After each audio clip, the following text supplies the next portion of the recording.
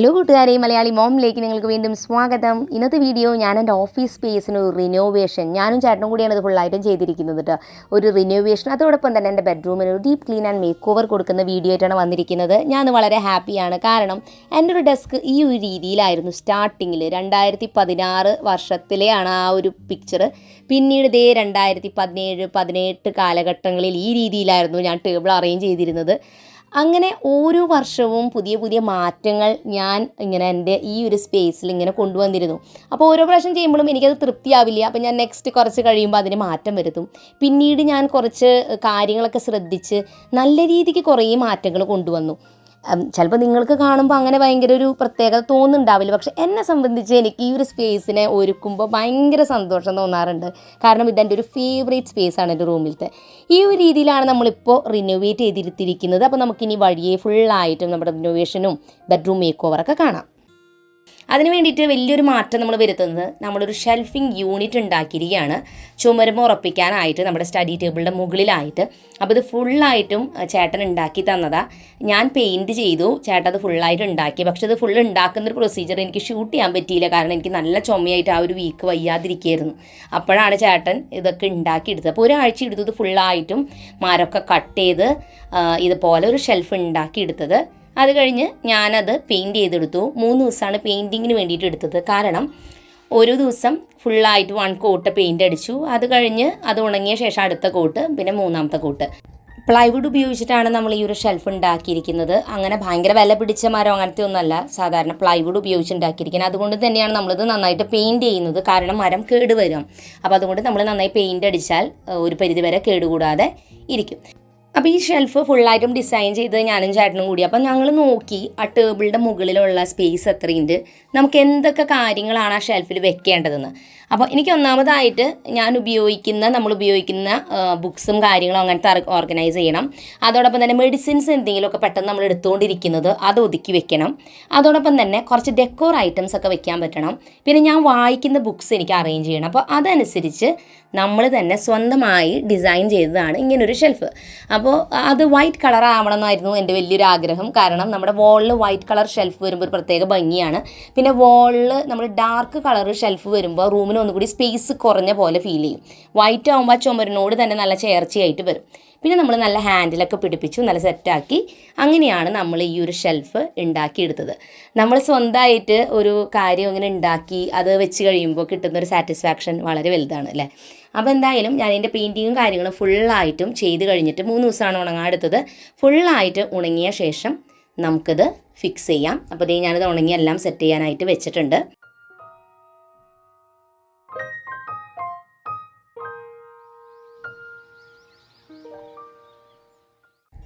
അപ്പോൾ ഇനി next day ആണ് ഞാൻ ബാക്കി കാര്യങ്ങൾ ചെയ്തത്. അടുത്ത ദിവസം ഞാൻ എൻ്റെ റൂമിൽ ആ സ്പേസ് ഫുള്ളായിട്ട് അവിടെ ഇരിക്കുന്ന ഐറ്റംസ് ഒക്കെ എടുത്ത് മാറ്റുകയാണ്. അപ്പോൾ റൂം ഇത്തിരി അലങ്കോലമായിട്ടൊക്കെ എടുക്കുന്നത് കാരണം ടേബിളിൽ ഉണ്ടായിരുന്ന എല്ലാ ഐറ്റംസും നമ്മളെടുത്ത് മാറ്റി. പിന്നെ ചുമരമയാണെങ്കിൽ 3 തട്ടുകൾ നമ്മൾ വെച്ചിട്ടുണ്ടായിരുന്നു കുറച്ച് ഡെക്കോറായിട്ടൊക്കെ വെക്കാൻ. അതെല്ലാം നമ്മൾ ഊരിയെടുത്ത് മാറ്റുകയാണ്. അപ്പോൾ നമ്മൾ ഫുള്ള് ഏത് സ്പേസാണോ നമ്മൾ മേക്ക് ഓവർ ചെയ്യുന്ന അവിടെ ഇരിക്കുന്ന എല്ലാ ഐറ്റംസും അവിടെ നിന്ന് എടുത്ത് മാറ്റിയിട്ട് നമുക്ക് നമ്മുടെ ഷെൽഫിംഗ് യൂണിറ്റ് ഇവിടെ പിടിപ്പിക്കാം.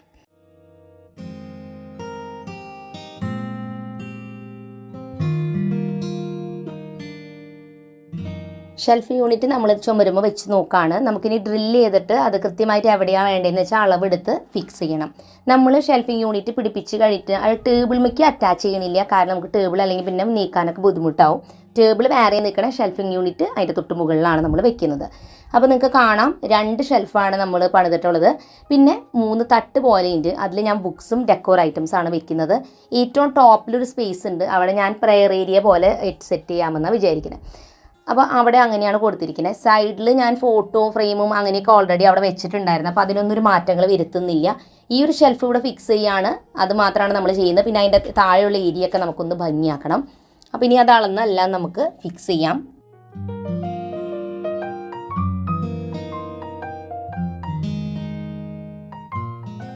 ഞാൻ നാട്ടിൽ സെറ്റിലായിട്ട് 8.5 വർഷത്തോളമായി. അപ്പോഴാണ് ഞാൻ ഇവിടെ വീട്ടിൽ ഇത്രയധികം ടൈം ശരിക്കും പറഞ്ഞാൽ നിന്നത്. അല്ലെങ്കിൽ ഞാൻ പുറത്തായിരുന്ന സമയത്ത് മാസത്തിലൊരിക്കൽ വരുമ്പോൾ മാത്രമേ ഈ റൂം യൂസ് ചെയ്തിരുന്നുള്ളൂ. അപ്പോൾ ഈ ഒരു 8 വർഷമായിട്ട് ഈ റൂം യൂസ് ചെയ്യുമ്പോൾ എൻ്റേതായ രീതിയിൽ ഈ റൂമിൽ ഒരുപാട് മാറ്റങ്ങൾ വന്നിട്ടുണ്ട്. അപ്പോൾ ഈ ഒരു കോർണർ സ്പേസിൽ ഞാനൊരു ടേബിളും ഒരു ചെയർ ഇട്ടിട്ട് അങ്ങനെയാണ് യൂസ് ചെയ്തിരുന്നത്. പിന്നീട് എനിക്കിങ്ങനെ ഓർഗനൈസിങ്ങിനോടൊരു ഇഷ്ടം വന്നപ്പോൾ ഞാൻ ഓരോ ഐറ്റംസൊക്കെ വെച്ചിട്ട് എൻ്റെ ടേബിൾ ഓർഗനൈസ് ചെയ്യാനൊക്കെ തുടങ്ങി. പിന്നീടാണ് അവിടെ കുഞ്ഞ് തട്ട് പോലത്തെയൊക്കെ ഷെൽഫ് പിടിപ്പിച്ച് അതിൽ ഡെക്കോറൊക്കെ വെച്ചു. അപ്പോൾ എൻ്റെ ചാനലിൽ സ്റ്റാർട്ടിങ് നിങ്ങൾ നോക്കിയാൽ കാണാം എൻ്റെ റൂമിൽ വന്നിരിക്കുന്ന ഓരോ മാറ്റങ്ങളും. അപ്പോൾ ഈ ഒരു പ്രൊജക്റ്റ് എന്ന് പറയുന്നത് ഇപ്പോൾ നമ്മൾ ചെയ്തുകൊണ്ടിരിക്കുന്നത് ഈ റൂമിൽ വെച്ച് നമ്മൾ ചെയ്യുന്ന ഏറ്റവും വലിയൊരു മാറ്റമുള്ളൊരു കാര്യമാണ് കേട്ടോ. അപ്പോൾ ഈ ഒരു ഷെൽഫ് കൂടെ വരുന്നതോടുകൂടി ഈ ഒരു ഏരിയയിൽ ഞാൻ വിചാരിച്ച ഒരു സ്പേസ് എന്താ പറയുക മേക്ക് ഓവർ കംപ്ലീറ്റ് ആയി തന്നെ പറയാം. കാരണം ഒരുപാട് നാളായിട്ടൊരു ആഗ്രഹമായിരുന്നു എനിക്ക് ഒരു സ്റ്റഡി ടേബിളോ അല്ലെങ്കിൽ ഒരു ഓഫീസ് സ്പേസ് പോലെ ഫീൽ ചെയ്യുന്നൊരു ഏരിയ ക്രിയേറ്റ് ചെയ്യണമെന്ന്. അതിപ്പോൾ എന്തായാലും നടന്നു. അപ്പം നമ്മുടെ ഷെൽഫ് ഓൾമോസ്റ്റ് ഫിക്സ് ചെയ്ത് കഴിഞ്ഞിട്ടുണ്ട്. അപ്പം നമുക്കിനി ഫൈനൽ ലുക്ക് കാണാം. എല്ലാം പിടിപ്പിച്ച് കഴിഞ്ഞ് ലാസ്റ്റായിട്ട് നമ്മൾ ലൈറ്റും കാര്യങ്ങളൊക്കെ കൊടുത്തിട്ടുണ്ട് സ്റ്റഡി ടേബിളിന് വേണ്ടിയിട്ട്. അപ്പോൾ ഇങ്ങനെയാണ് നമ്മുടെ ഫൈനൽ ലുക്ക് വരുന്നത്. നമ്മുടെ റൂമിൽ ഫുൾ ലൈറ്റ്സ് ഓഫ് ചെയ്തിരിക്കുകയാണ്. സ്റ്റഡി ഏരിയയുടെ അവിടെ മാത്രമേ ലൈറ്റ് ഉള്ളൂ. അപ്പോൾ ആ ഒരു ഷെൽഫുമ്പോൾ നമ്മൾ ലൈറ്റും കൂടി കൊടുത്തപ്പോൾ പെർഫെക്റ്റായി. ഇനി എനിക്കതിൻ്റെ താഴ്ഭാഗത്തുള്ള ചുമരുമ്മ ഒരു ആക്സൻറ്റ് വോൾ പോലെ ക്രിയേറ്റ് ചെയ്യണമെന്നുണ്ടായിരുന്നു. ഇതിനായിട്ട് ഞാൻ ഇതുപോലത്തെ ഫോം ഷീറ്റാണ് വാങ്ങിയിരിക്കുന്നത്. ഫോം ഷീറ്റിൻ്റെ വാൾപേപ്പറാണ് ഇത്. ഒട്ടിക്കാൻ പറ്റുന്നതാണ് ചുമരുമ്മ.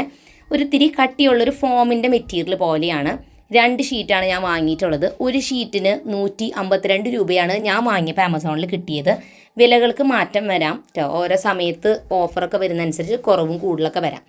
അപ്പോൾ ഞാൻ ഈ ഒരു സൈസ് ഉണ്ടല്ലോ, ഈ ഒരു ഏരിയ ഇവിടെയാണ് ഞാനത് സ്റ്റിക്ക് ചെയ്യാൻ വിചാരിക്കുന്നത്. കാരണം അത് പ്ലെയിൻ ഒരു ചുമരായിട്ട് കിടന്നപ്പോൾ എനിക്ക് എന്തോ ഒരു ഭംഗി തോന്നിയില്ല. അപ്പോൾ ആ ലൈറ്റ് അതിലേക്ക് വരുമ്പോൾ, ആ ചുമരമ്പയ്ക്ക് വരുമ്പോൾ ഇങ്ങനെ ഒരു ആക്സൻറ്റ് വോൾ ആണെന്നുണ്ടെങ്കിൽ കുറച്ചുകൂടി ഭംഗിയുണ്ടാവും. അപ്പോൾ ഞാൻ ഒരുപാട് നാളെ ആമസോണിൽ ഈ ഒരു സ്റ്റിക്ക് ചെയ്യുന്ന വാൾപേപ്പർ കാണാൻ തുടങ്ങിയിട്ട്. അപ്പോൾ പക്ഷേ നമ്മുടെ വീട്ടിൽ അങ്ങനെ ഒരു സ്പേസിൽ ഇത് ഒട്ടിക്കാനായിട്ടൊന്നും ഇല്ലാത്ത കാരണം ഞാൻ വാങ്ങാതിരുന്നത്. അപ്പോൾ ഇന്നിങ്ങനെ ഇത് ചെയ്ത് കഴിഞ്ഞപ്പോൾ എൻ്റെ മനസ്സിലേക്ക് തോന്നി ഈ ഒരു സ്പേസിലേക്ക് ഈ ഒരു സ്റ്റിക്കിങ് ചെയ്യുന്ന വാൾപേപ്പർ പെർഫെക്റ്റ് ആയിരിക്കുന്നു. അപ്പോൾ ചേട്ടനും കണ്ടപ്പോൾ പറഞ്ഞു അത് വളരെ നല്ലൊരു ഐഡിയ ആയി, നമുക്കിത് ഒട്ടിക്കാമെന്ന് പറഞ്ഞ് ഞങ്ങളത് സ്റ്റിക്ക് ചെയ്തുകൊണ്ടിരിക്കുകയാണ്. സാധാരണ വാൾപേപ്പറിന് വെച്ച് നോക്കുമ്പോൾ ഒരു ഗുണം എന്താണെന്ന് വെച്ചാൽ ഇത് ഒട്ടിക്കുമ്പോൾ എയർ കയറിയിട്ട് പേപ്പറിന് ചുളിവോ കാര്യങ്ങളൊന്നും വരുന്നില്ല. പിന്നെ നമ്മൾ ഒട്ടിക്കുമ്പോൾ പതുക്കെ സൂക്ഷിച്ച് ഒട്ടിച്ചാൽ മതി.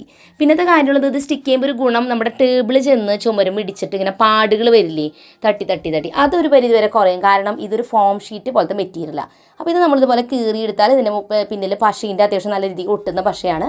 അത് ഒട്ടിച്ച് കൊടുത്തിട്ട് ചുമരുമ്പോട്ട് സ്റ്റിക്ക് ചെയ്ത് കൊടുത്താൽ നല്ല രീതിക്ക് ഇരിക്കുന്നുണ്ട്. നമ്മളൊന്ന് ശ്രദ്ധിച്ച് ഫുള്ളായിട്ട് നമ്മളിത് പീൽ ചെയ്യരുത്. സ്റ്റാർട്ടിങ് കുറച്ച് ഇതുപോലെ കീറി വെച്ചിട്ട് ഒട്ടിച്ചിട്ട് താഴത്തോട്ട് പതുക്കെ ഇരുന്ന് നമ്മൾ വലിച്ചു കൊടുത്താൽ അത് നല്ല രീതിക്ക് ഒട്ടിക്കോളും.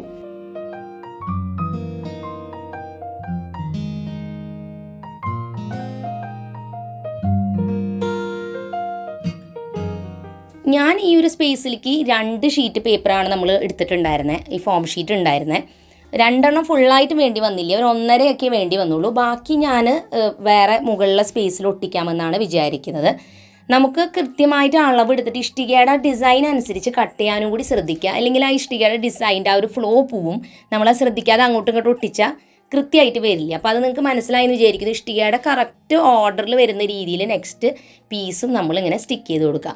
അപ്പോൾ നമ്മുടെ ലിവിങ് റൂമിലൊക്കെ ഒരു വോൾ ഫുള്ളായിട്ട് ഇങ്ങനെ ചെയ്ത് കഴിഞ്ഞാൽ നല്ല ഭംഗിയുണ്ടായിരിക്കും. ഞാൻ പലരും ചെയ്ത് കണ്ടിട്ടുണ്ട് ഇങ്ങനത്തെ വോളിങ്ങനെ കൊടുത്തിട്ട് അതുമ്പോൾ ഡെക്കോറൊക്കെ ഫിക്സ് ചെയ്തിട്ടൊക്കെ. അപ്പോൾ നമ്മളിപ്പോൾ ഇവിടെ ഡെക്കോറൊന്നും വെക്കുന്നില്ല, കാരണം ഉള്ള സ്പേസിൻ്റെ കുറേ ഡെക്കോറൊക്കെ ഇതിൻ്റെ ചുമരുമ്പോൾ വെച്ച് കഴിഞ്ഞാൽ അതിൻ്റെ ആ ഒരു ഭംഗി പോവും. അപ്പോൾ ഞാൻ എന്തായാലും ഇത് സ്റ്റിക്ക് ചെയ്തു.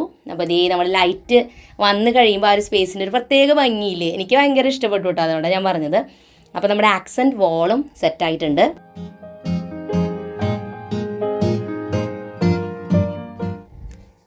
അപ്പോൾ അങ്ങനെ നമ്മുടെ ഈ ഒരു സ്പേസിൽ ഞാൻ ടേബിളിൽ ഒരു വൈറ്റ് ഷീറ്റും കൂടി വിരിച്ചു കൊടുത്തു. അപ്പോൾ ഇതിന് മാച്ചിങ് ആയിട്ട് വന്നു. കാരണം ഷെൽഫിൻ്റെ കളറിൽ ലൈറ്റ് ബ്രൗൺ കളറാണ്. അപ്പോൾ അതേ ഞങ്ങൾ ഷെൽഫിൻ്റെ ഉള്ളിലും കൂടി ആ ഒരു വാൾപേപ്പർ ഒട്ടിച്ച് കൊടുത്തു. കാരണം ബാക്കി ഉണ്ടായിരുന്നു. അപ്പോൾ അതിൻ്റെ ഉള്ളിൽ കൊടുത്താൽ എല്ലാത്തിനും കൂടി ഒരു മാച്ചിങ് ആയിട്ട് വരികയും ചെയ്യും. വൈറ്റ് ഒരു ടേബിൾ ഷീറ്റ് വിരിച്ചിട്ട് അതിന് മുകളിൽ ഒരു പ്ലാസ്റ്റിക്കിൻ്റെ ഷീറ്റ് വിരിച്ചാൽ പെട്ടെന്ന് കേടുവരാതെ വൃത്തിയായിട്ട് അതിരിക്കും.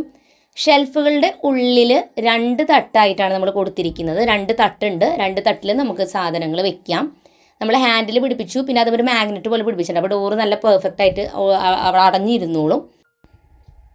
അപ്പോൾ ഒരു ഷെൽഫിൽ ഞാൻ ഉപയോഗിക്കുന്ന ഐറ്റംസും ഈ ഒരെണ്ണം ചേട്ടന് എന്തെങ്കിലുമൊക്കെ ഐറ്റംസ് വെക്കാനാണ്. പിന്നെ മറ്റ് 3 തട്ടുകളിലായിട്ട് ഞാൻ ഡെക്കോർ ഐറ്റംസും ഞാൻ വായിക്കുന്ന ബുക്സൊക്കെ ഒതുക്കാമെന്നാണ് വിചാരിക്കുന്നത്. അപ്പോൾ അതിന് സെപ്പറേറ്റ് ഒരു വീഡിയോ ഞാൻ ചെയ്യുന്നുണ്ട്, ഓഫീസ് സ്പേസിൻ്റെ ഫുൾ ഓർഗനൈസിങ് മേക്ക് ഓവറും. കാരണം അത് അങ്ങനെ ചെയ്താലാണ് അത് അടിപൊളിയാവുക. അപ്പോൾ ഞാൻ എന്തായാലും എൻ്റെ റൂം ഒന്ന് ഇനി മേക്ക് ഓവർ ചെയ്യാനായിട്ട് പോവാണ്. കാരണം ഈ ഒരു ഓഫീസ് സ്പേസൊക്കെ നമ്മളിത്ര ഭംഗിയാക്കി എടുത്തപ്പോൾ റൂമിന് ഒരു മാറ്റം വന്നാലാണ് ആ ഫുള്ളായിട്ട് ഭംഗി ഉണ്ടായിരിക്കുക. അപ്പോൾ ഞാൻ എന്തായാലും എൻ്റെ റൂമൊന്ന് ക്വിക്കായിട്ടൊരു ഡീപ്പ് ക്ലീനിങ് ചെയ്യുകയാണ്. നമ്മൾ ആഴ്ചയിൽ ഒരിക്കലും ഇങ്ങനെ ഡീപ്പ് ക്ലീൻ ചെയ്യണം, കാരണം നല്ല ഈസിയാണ്. എല്ലാ സാറ്റർഡേയും അല്ലെങ്കിൽ ഏതെങ്കിലും എനിക്ക് ഫ്രീ കിട്ടുന്ന ദിവസം ആയിരിക്കും ഞാനിതുപോലെ റൂം ഡീപ്പ് ക്ലീൻ ചെയ്യുക. അങ്ങനെ നമ്മൾ മിക്ക ദിവസവും മിക്ക ആഴ്ചയിലും അങ്ങനെ ചെയ്ത് വന്നാൽ നമുക്ക് അത്ര മടുപ്പ് ശരിക്കും പറഞ്ഞാൽ ഫീൽ ചെയ്യില്ല.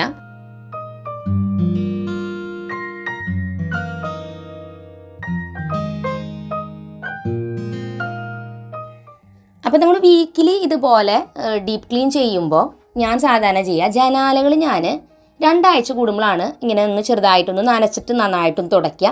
ഷെൽഫുകളും അതുപോലെ അവിടെയുള്ള ടേബിൾ അതൊക്കെ ആഴ്ചയിൽ ഒരു ദിവസം തുടയ്ക്കും. ജനാലകൾ ഞാൻ ആകെ മാറാല മാത്രമേ ആഴ്ചയിൽ ഒരിക്കലും തട്ടുള്ളൂ. പിന്നെ പിറ്റത്തെ ആഴ്ചയാണ് പൊടി നന്നായിട്ടൊന്ന് തുടച്ചിട്ട് വൈപ്പ് ചെയ്യുക. കാരണം ജനാല തുടക്കലാണ് കുറച്ച് സമയം എടുക്കുന്ന പണി മറ്റ് ജോലികൾ വെച്ച് നോക്കും. അപ്പോൾ അതുകൊണ്ടാണ് അത് അങ്ങനെ ചെയ്യുന്നത്. അപ്പോൾ നമ്മളിതുപോലെ പ്ലാൻ ചെയ്തിട്ടൊന്ന് ചെയ്താൽ ആഴ്ചയിൽ ഒരിക്കലും നേരത്തെ പറഞ്ഞ പോലെ ചെയ്ത് വരുമ്പോൾ അത്രയധികം അഴുക്ക് അതുമ്പോൾ ഉണ്ടാവില്ല. നമ്മളിത് കുറേ പെൻഡിങ് വെക്കുമ്പോഴാണ് ഒരുപാട് അഴുക്ക് പിടിച്ച് പിന്നെ അത് ക്ലീൻ ചെയ്യാൻ ഭയങ്കര ബുദ്ധിമുട്ടായിരിക്കും. പിന്നെ നമ്മൾ ഓരോ പ്രൊഡക്ട്സൊക്കെ ഉപയോഗിച്ച് നന്നായൊക്കെ തുടച്ച് വൈപ്പ് ചെയ്യേണ്ടി വരും. ഇനി നമ്മളിപ്പോൾ തിരക്കൊക്കെ ഉള്ളവരാണെന്നുണ്ടെങ്കിൽ മാസത്തിൽ ഒരിക്കൽ പറ്റാവുന്നതും ഡീപ്പ് ക്ലീനിങ് നമ്മൾ ചെയ്യുക. ബാക്കി ദിവസങ്ങളിൽ ആഴ്ചയിൽ ഒരിക്കലൊക്കെ അടിച്ചു വാരം അങ്ങനത്തെ കാര്യങ്ങളൊക്കെ ചെയ്യാം. അപ്പോൾ ഞാൻ ഈ ജനാലയുടെ ഈ ഒരു ഗ്രില്ലാണ് എനിക്ക് ഏറ്റവും ടഫ് തോന്നാറ്. മറ്റേ ഗ്രില്ല് അത്ര ബുദ്ധിമുട്ടില്ല. ഇതിൻ്റെ ഓരോ ചെറിയ ചെറിയ ഡയമണ്ട് ഷേപ്പിൻ്റെ ഉള്ളിൽ ക്ലീൻ ചെയ്യാന്ന് വെച്ചാൽ ചില നേരത്തെ എനിക്ക് ദേഷ്യം വരും. അപ്പോൾ ഞാൻ സാധാരണ ചെയ്യുക, എപ്പോഴും ഞാൻ പറയാറുണ്ട്, പാട്ട് വയ്ക്കും അല്ലെങ്കിൽ എന്തെങ്കിലും മോട്ടിവേഷണൽ ആയിട്ടുള്ള ടോക്സ് ഒക്കെ കേൾക്കും. അപ്പോൾ അത് കേട്ട് ഇങ്ങനെ തുടച്ചു കൊടുക്കുമ്പോൾ നമ്മൾ നേരെ പോകുന്നത് അറിയില്ല. അപ്പോൾ അങ്ങനത്തെ എന്തെങ്കിലുമൊക്കെ പ്ലേ ചെയ്യുക.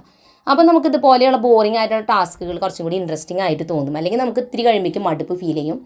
ഞാനവിടെ 1-2 ഷെൽഫുകൾ വെച്ചിട്ടുണ്ട്. അതെല്ലാം തന്നെ വൈപ്പ് ചെയ്യാണ്.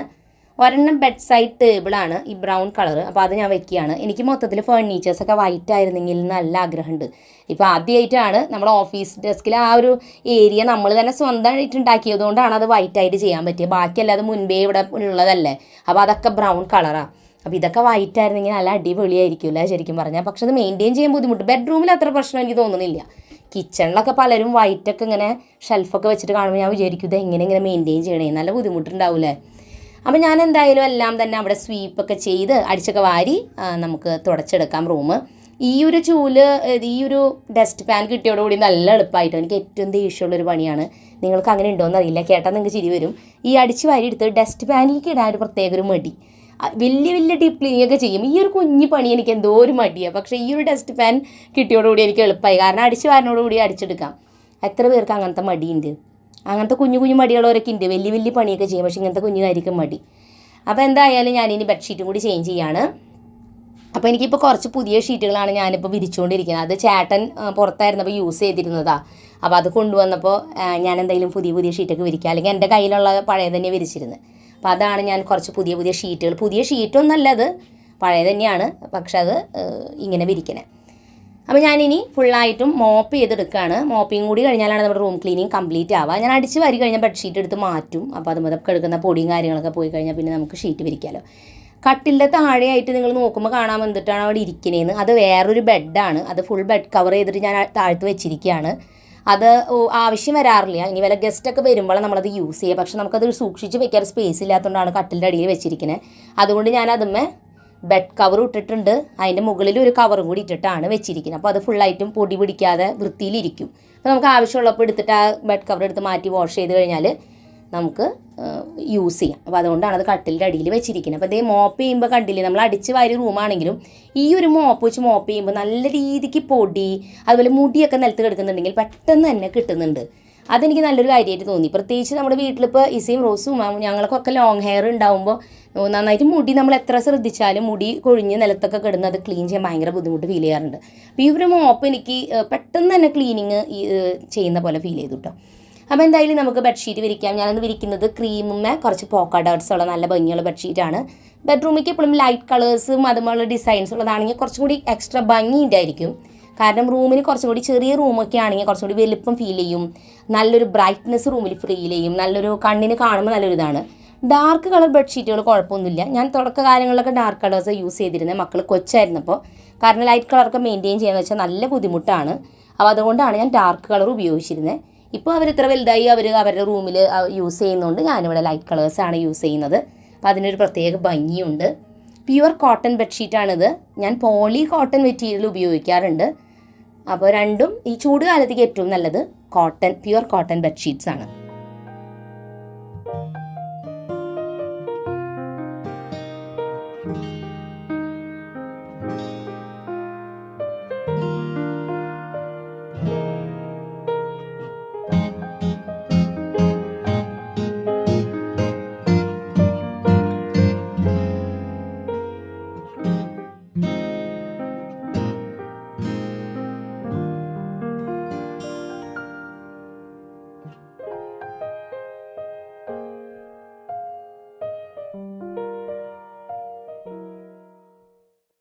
അങ്ങനെ നമ്മുടെ ബെഡ്റൂമിൻ്റെ മേക്ക് ഓവർ ഏകദേശം കംപ്ലീറ്റ് ആയി. നമ്മുടെ ഓഫീസ് സ്പേസിൽ ഒരു കാര്യം കൂടി വെച്ചാലാണ് കംപ്ലീറ്റ് ആവുള്ളൂ, നമ്മുടെ ഓഫീസ് ചെയർ. അപ്പോൾ കറങ്ങുന്ന കസാരയിലൊക്കെ നമുക്ക് ഇരിക്കണം ആഗ്രഹം ഉണ്ടാവില്ല. അപ്പോൾ നമ്മുടെ വീട്ടിൽ ഇത് അങ്ങനെ ഒരു ചെയർ നമ്മൾ ഇട്ടിട്ടുണ്ട്. അപ്പോൾ ചിലർ ചോദിക്കാറുണ്ട്, കുറച്ച് ഐറ്റംസ് ഒക്കെ പുതിയത് കണ്ടപ്പോൾ ഈ ചെയർ എവിടെ നിന്നാണ് വന്നതെന്ന്. ഞാൻ ഇവിടെ വേറൊരു വൈറ്റ് ചെയറാണല്ലോ ഇട്ടിരുന്നത്. അപ്പോൾ ഇത് ചേട്ടൻ യൂസ് ചെയ്തിരുന്ന ചെയറാണ്, ചേട്ടൻ വന്നപ്പോൾ കൊണ്ടുവന്നത്. അപ്പോൾ അങ്ങനെ കുറച്ച് ഐറ്റംസ് ഒക്കെ നിങ്ങൾ കാണുന്നത് ഇങ്ങനെ ചേട്ടൻ ഉപയോഗിച്ചിരുന്ന ഐറ്റംസ് ഒക്കെയാണ് കേട്ടോ ആ കൊണ്ടുവന്നത് ഞാൻ വെച്ചിരിക്കുന്നത്. അപ്പോൾ നമ്മുടെ റൂം മേക്ക് ഓവർ ഫുള്ളായിട്ട് കംപ്ലീറ്റ് ആയി. ഞാൻ തമ്പനയിൽ പറഞ്ഞ പോലെ ഭയങ്കര വലിയ ഓഫീസിൻ്റെ ഒരു ക്രിയേഷനൊന്നും അല്ലാട്ടത്, ആ ഒരു സ്പേസിൻ്റെ മേക്ക് ഓവർ ചെയ്തതാണ്. പക്ഷേ എൻ്റെ മനസ്സിലത് വലിയൊരു ഓഫീസാണ് എത്ര ചെറുതായാലും. അപ്പോൾ ഈ ഒരു സ്പേസിൽ നമുക്ക് ടേബിൾമേയും അതുപോലെ തന്നെ ഈ ഷെൽഫുകളുടെ ഉള്ളിൽ ഡെക്കോർ ഇതൊക്കെ വെച്ച് സെറ്റ് ആക്കണം. അപ്പോൾ അതിൻ്റെ വീഡിയോ വഴിയേ വരുന്നതായിരിക്കും. അപ്പോൾ ഇന്നത്തെ വീഡിയോ നിങ്ങൾക്ക് എല്ലാവർക്കും ഇഷ്ടപ്പെട്ടു എന്ന് ഞാൻ പ്രതീക്ഷിക്കുന്നു. പുതിയൊരു നല്ല വീഡിയോ ആയിട്ട് വീണ്ടും നമ്മൾ വരുന്നതായിരിക്കും. അതുവരെയ്ക്കും എൻ്റെ എല്ലാ കൂട്ടുകാർക്കും bye bye and take care.